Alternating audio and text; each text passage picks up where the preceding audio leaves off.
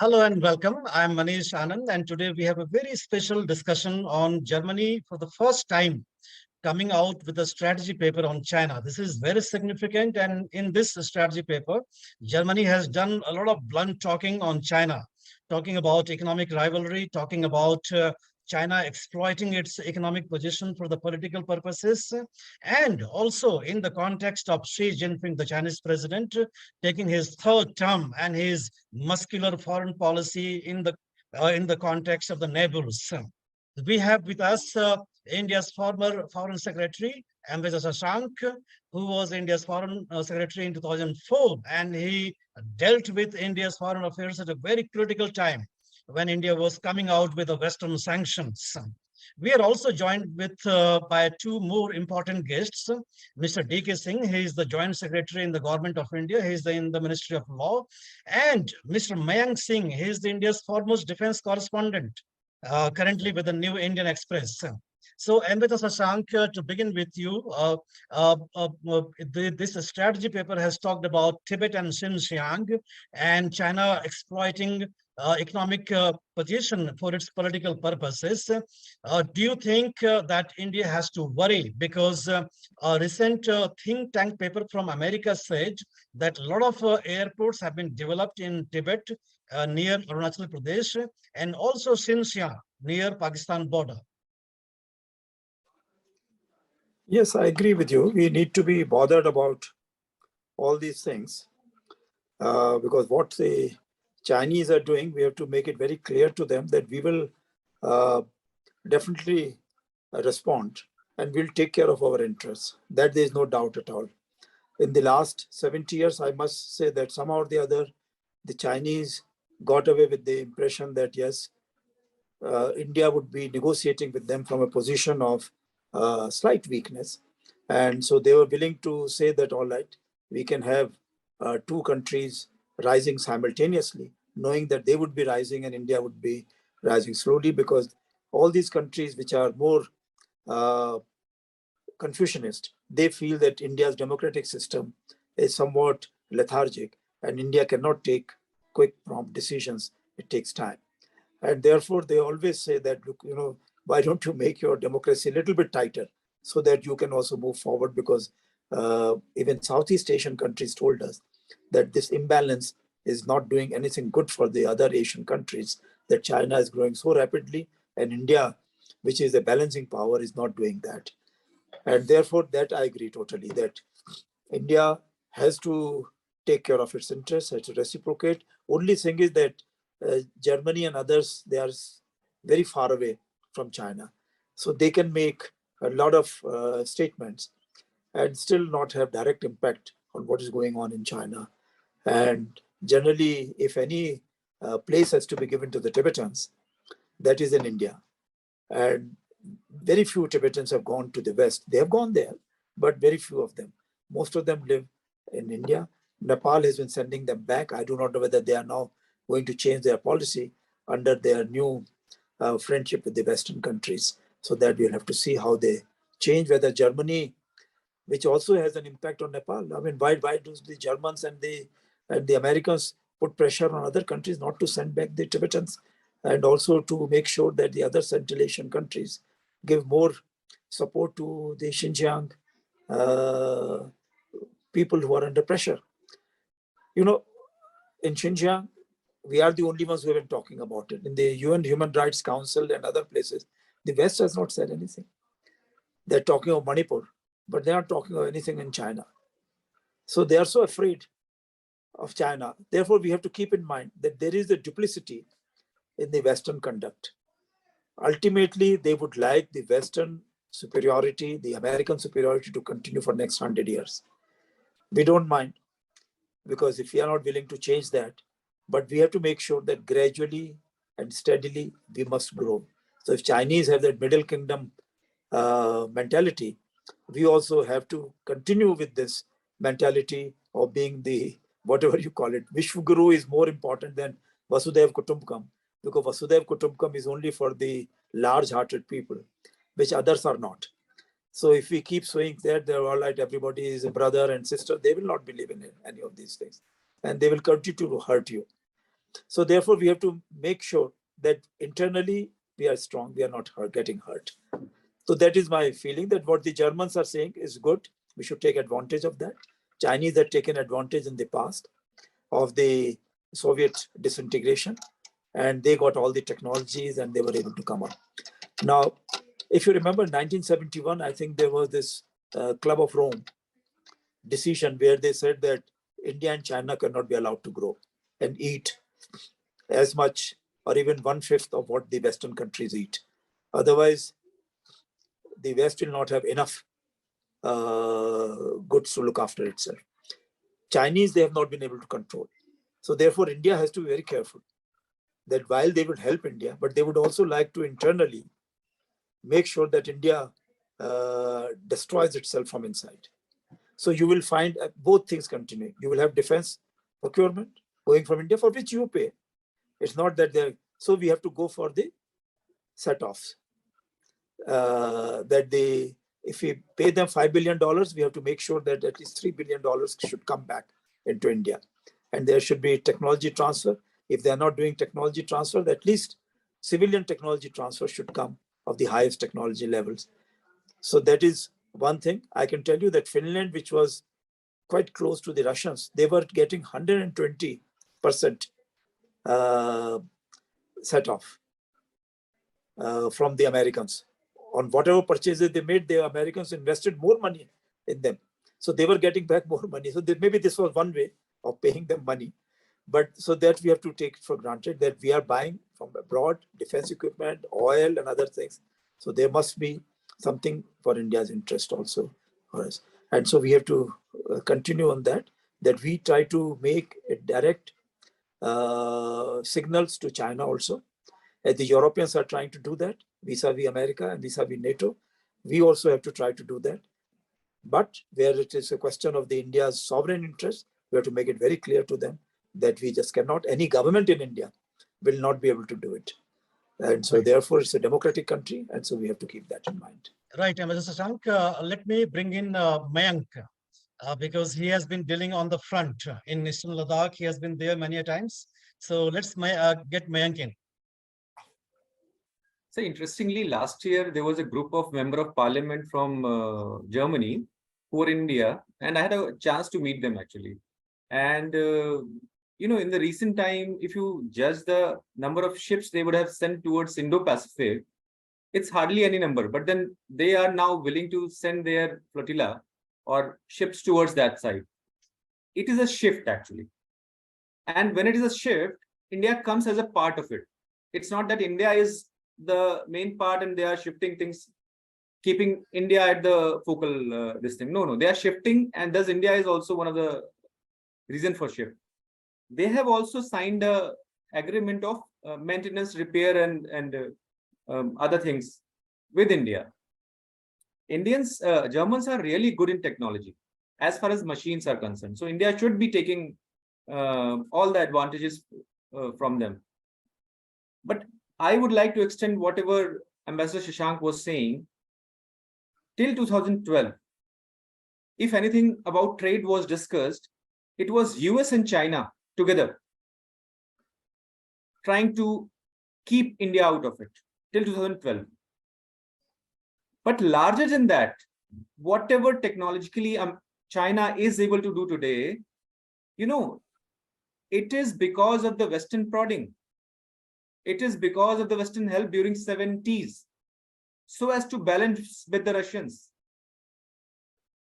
They were supporting the Chinese in a different manner so that it becomes the balancer to the Russians during the Cold War. So whatever China is today, and remember, it's a very important aspect that India as a country, as a thinker, as a planner, as a foresight visionary should think what is good for itself, because everybody wants that it is Indian soldiers who should be going to the front, fighting the Western war along the Indian LAC. This is what the plan is actually. Now, that's yeah. True. That's Mr. okay. Shashank, what Mayank is saying is quite important. that in defense areas, we haven't upgraded technologically in a manner that we should have by now. So do you think that the agreements that we are signing with the USA and France will accelerate our defense preparedness in a much faster manner than what it had been in the last 2, 3 decades?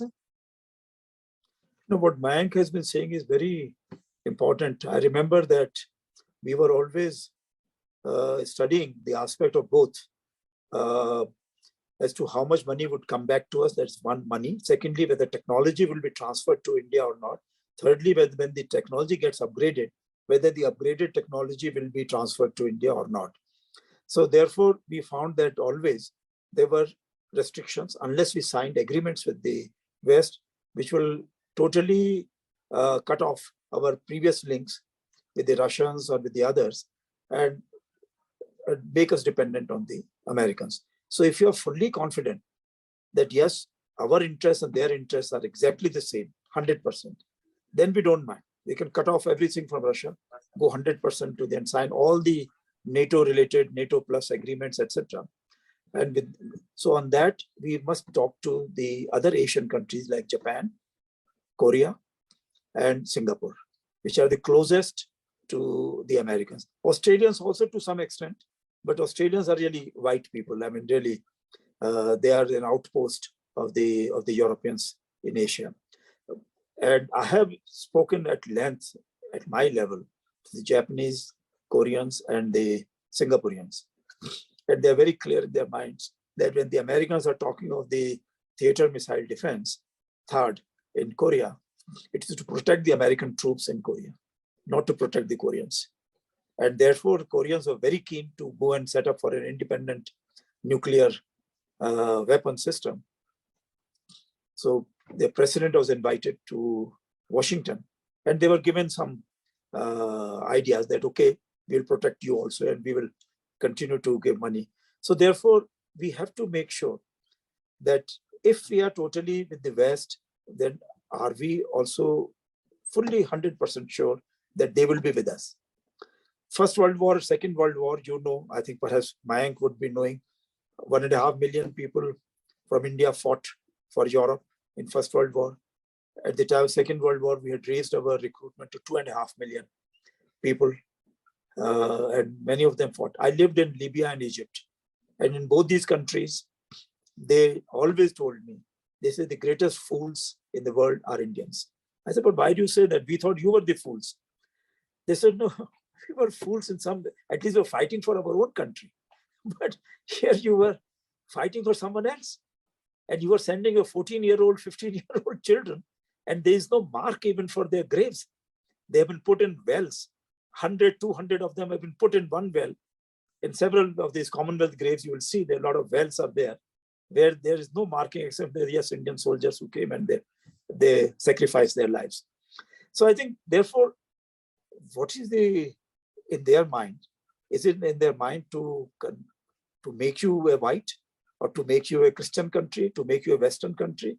If they cannot do that, and you keep talking from time to time of Wish Guru and this and that, they get very annoyed. I mean, I remember talking to many Scandinavian countries. I was ambassador in Denmark and also very close to many other Scandinavian. They always said, why do you talk like a 10th school boy? You must at least think of whatever our interests are. We are not going to go follow your interest. But you come back and tell us very much on our face. So we will not be able to help you. So you must keep your long-term ambitions, long-term goals in your mind.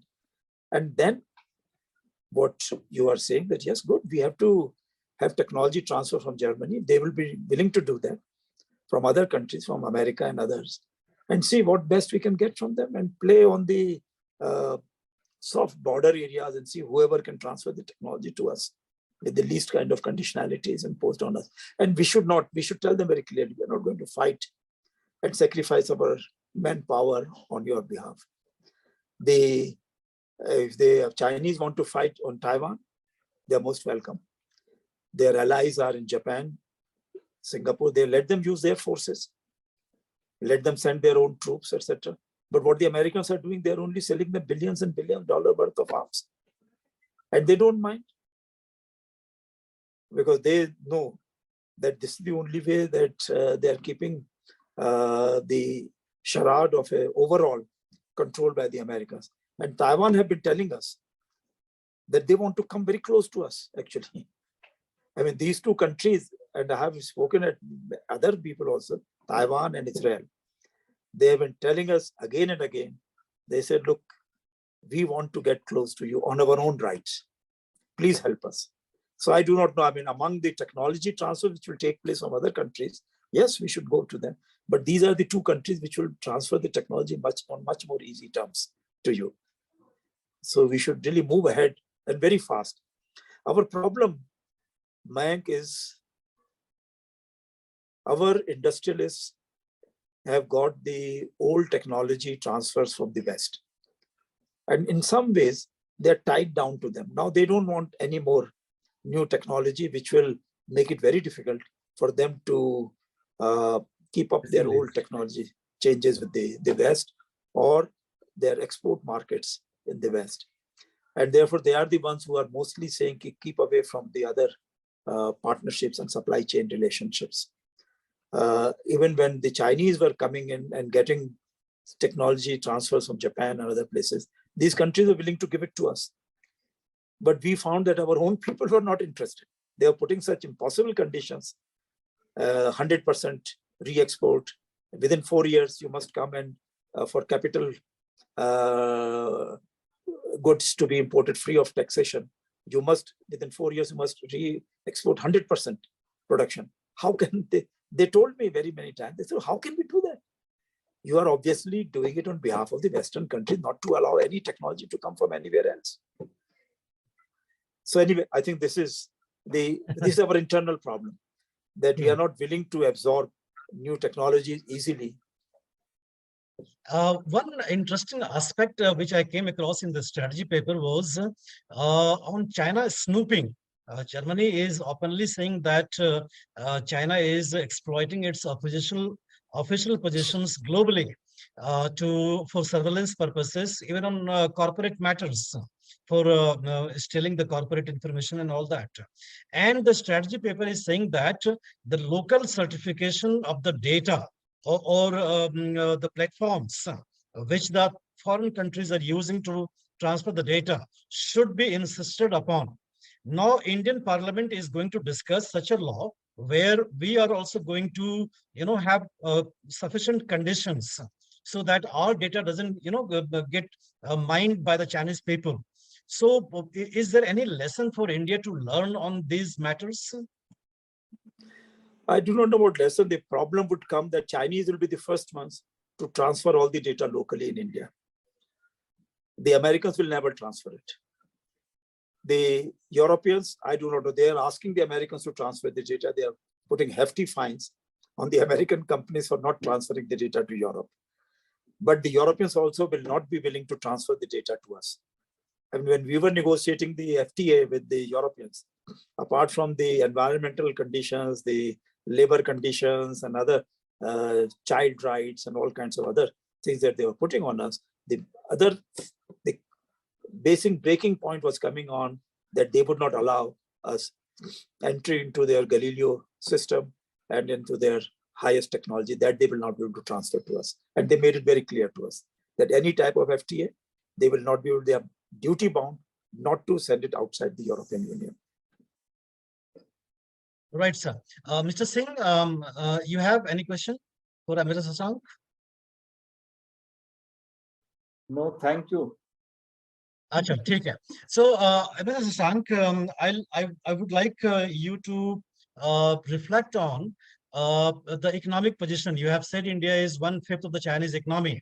And now that India is seeking the Western collaborations for a rapid economic rise, Prime Minister says that India will become the third largest economy in a very quick span of time.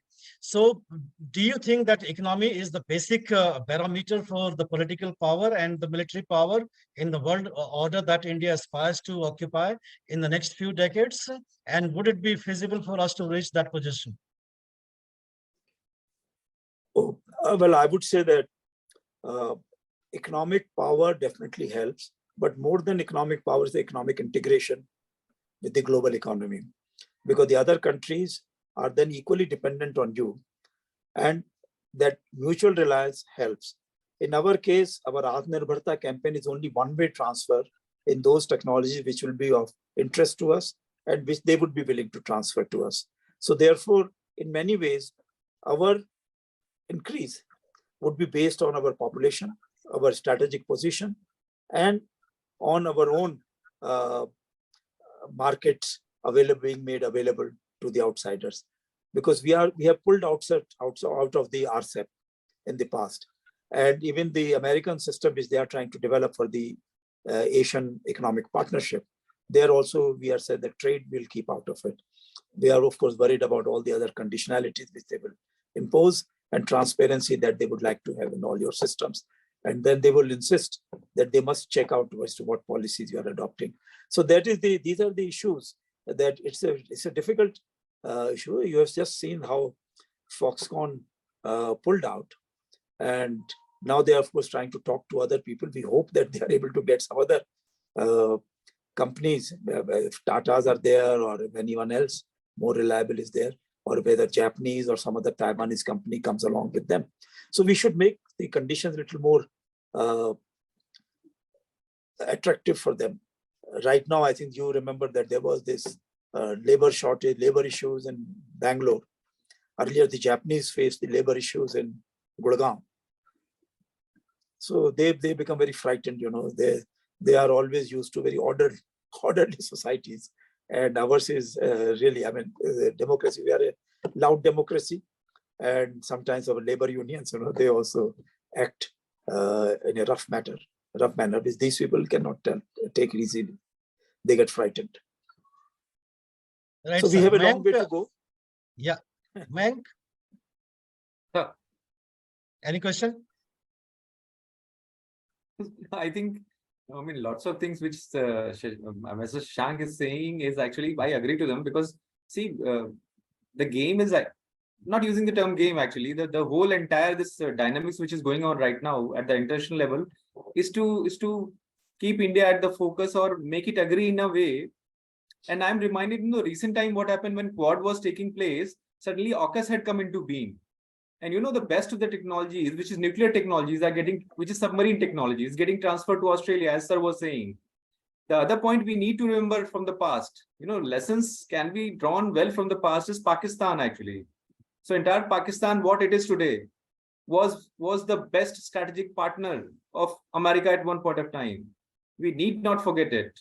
And it's a great lesson that we carry on as a country and as an independent strategic thinker of the nations. It's an independent country. And as I was saying, sovereign aspect has to be kept into mind. Dependency can lead us into a major problem, and that is technology included into it, sir. And nobody is going to give you the strategic technology. So I think Ambassador Shashank if sir can tell about the aspects which were taking place regarding transfer of technologies in the past. Even today, when you are seeing the strategic technologies are getting transferred to a country like Australia, but not India, sir. In the recent time, there are two aspects, which is like this MQ-9B. In that case also, and in terms of technology transfer of GE, it is 80%. What is 80%? There is no qualification of that 80%. What is that 80%? So that 20% is going to be critical for you. Why is it 80%? It's all a game, sir. It's all a charade, as the term used by Ambassador Shashank is. I think he can throw more light on that. Indeed, interesting aspects. Well, I would say that yes, we have to try with everyone, get the technology. But I can tell you that the softer targets for us would be, as I said earlier, I mentioned Israelis, Taiwanese, Koreans, Japanese, and Germans. Because internally, they have suffered, and they are very, very unhappy on many accounts. They cannot talk about it because they are so frightened of the Americans and the Westerners. Even Chinese would be willing to transfer the technology to you readily, but you will not accept it. I know that you will not accept it, but the Chinese would be willing to transfer it. because they got it from someone else. And by now they have moved to a newer domain, a newer dimension where they have new technology. So they will be willing to transfer the old technology, which the West is not willing to transfer to you. So they would be quite willing to transfer to you. Ultimately, if you want to go into a higher level partnership with any country, you have to make sure that there are some commonalities of interest. And to that extent, you work on that basis that there are commonalities of interest. To that extent, we work with them. Beyond that, we will not work. So if that is the situation among these 5-6 countries I mentioned, they are quite willing to exchange technologies with you. I have spoken at various lengths to many of these people. And Japanese, for example, have told me that when they go to OECD meetings, they're sitting like backbenchers. They are mostly out of all the discussions. And or G7, they are told at the last moment, now you go and sign this paper. This is the decision, consensus decision taken by us. And that's why Japanese were the ones who forced Korea or advised Korea very strongly to join the OECD. They said, look, we are the only ones sitting outside all the conferences, all the negotiations on OECD. At least you will be sitting with us on the same table. So that was the main reason why we went for non-alignment, because the UN Security Council in the old days in Korean War, all non-aligned countries, all of us were being kept outside the negotiations which are taking place among the rival blocs. And then we said, okay, we are sitting here having coffee together, so why not we set up an organization? And then we found that 2/3 of the Security Council consisted of non-aligned members. And unless they got our support, they will not be able to pass any resolution. So veto only is a negative thing. But positive thing is it was with the non-aligned. And that's why this American guy who was the PR there, Scully, he talked about the tyranny of the non-aligned countries, tyranny of the developing world, which then they very meticulously, they worked against it and destroyed the non-aligned movement from inside, because we became so big that we just lost everything. It became a very flabby kind of organization, and we are wasting time and money printing 200-page, 300-page documents, recoding and quoting everything, from all other documents. And this is what we have done. If you look at our environmental legislation, I think since I see that there is a joint secretary from the Ministry of Law, we have been invariably taking the UN resolutions and putting them in our legal text and saying that these are the Indian conditions for environmental clearances. And nobody knows how to implement them. But that is the issue, that we are too theoretical. Absolutely. These countries which have developed, they say, okay, let us get the technology, let us just work on it. Theory will come afterwards. And I know Mayank has been in Ladakh. So my friend Stopdan is living in Ladakh. And he's so angry. He said the Chinese are moving right across the Ladakh territory. We really don't bother about it. We don't treat the Ladakhis as our own people. We don't look after their interests. So that's very important, that we have to make sure that our border areas, I'm also living in a border area. I'm in Uttarakhand village, about 30 kilometers from Nepal border, or 40 kilometers. So here also the same thing. Some governors had told me in the past that Nepalese are moving into our border villages and they're working on behalf of the Chinese. But we can't do anything because people are running away from there, from the borders areas. Yes. There's no economic activity. There's no protection for them. So anyway, I think my God says something. So before we wind up the discussion, my last question to you, apparently China is artificially keeping Pakistan's economy afloat by giving them fresh loans, extending the date and all that. And somehow it appears that America has lost interest with Pakistan. So how do you see our concerns on the Western front? Also in the context that China has made a lot of inroads in Afghanistan. No, there's no doubt. We will have to keep up with our friends in Pakistan, those who themselves are very worried about the Islamic fundamentalism taking strong roots in Pakistan. That's number one. And secondly, there are many people in Pakistan who are against the Chinese trap. And so therefore, we should try to work on all that. Afghanistan, these people, the Americans ran away from there, leaving behind $78 billion worth of machinery. And they're not talking about, they're talking about the women in India. They're not talking about the women and children in Afghanistan or the women in Xinjiang region in China. So therefore, we have to be very clear that there is a double-sided personality, and we have to take care that in Afghanistan, it's not a very welcome thing for the Chinese. Pakistan should not be a welcome place for China. And the Chinese also, we should make it very clear to them, and that Nepalese and the Sri Lankan, that Chinese, if they come to you, they will ask for much more secure conditions for their troops, for their people, protecting their assets in your countries. So you will lose your sovereignty. Now, here you are fighting for each single yard of territory with India. And there you are willing to give everything to China. So we have to make sure that the nationalistic will in these countries, our neighbors, during SARC meetings or BIMSTEC meetings, etc., that is raised to a much higher level. After all, at some stage, we were together fighting for independence from the British. So we must make sure that we have more friends in these countries asking for their own national rights. We have done that in Africa. Africans have given us something which they have not given to China. We have an agreement with them to set up an India-Africa Economic Foundation, which is being set up in Bombay. And they have signed an agreement that these medium-scale industries, MSMEs, in Africa and India have to work together. They have not given this to China. China is very unhappy on that. So we should try to build up those things in our neighboring countries. So on that note, we conclude the discussion, and it was very enriching listening to Mr. Shashank on several aspects emerging out of the Germans' strategy paper on China. Mr. Singh and Mayank, both of you, thank you so much for joining the discussion. Thank you so much, Mr. Shashank, and we'll have another discussion sometimes in the future. Thank you so much. I look forward to that. Look forward. Thank you very much. Good evening, sir. Bye-bye. Thank you. Good evening. Bye.